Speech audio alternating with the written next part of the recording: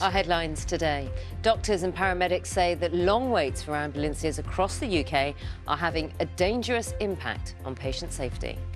It's the first time I've ever had to phone for an ambulance in my whole entire life, and I've got 4 children.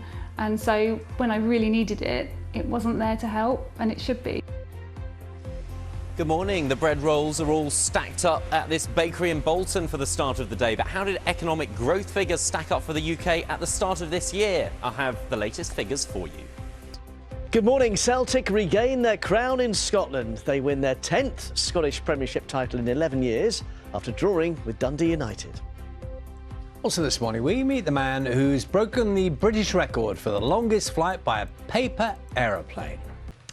It's 18 minutes past 6. Let's take a look at some of today's front pages. Now, Tory, the poor can't cook. That is the headline in today's Daily Mirror. It's focusing on the comments by the Conservative MP Lee Anderson. He said that many people only need to use food banks because they haven't learned how to cook or budget properly. The Eye newspaper also leads with the cost of living crisis. It says Tories are split over plans to try to ease the problem, with Chancellor Rishi Sunak resisting extra spending. The Scottish Tories are opposed to a possible windfall tax on energy companies. The Daily Mail, however, suggests that the Chancellor has ordered officials to look at plans for a windfall tax.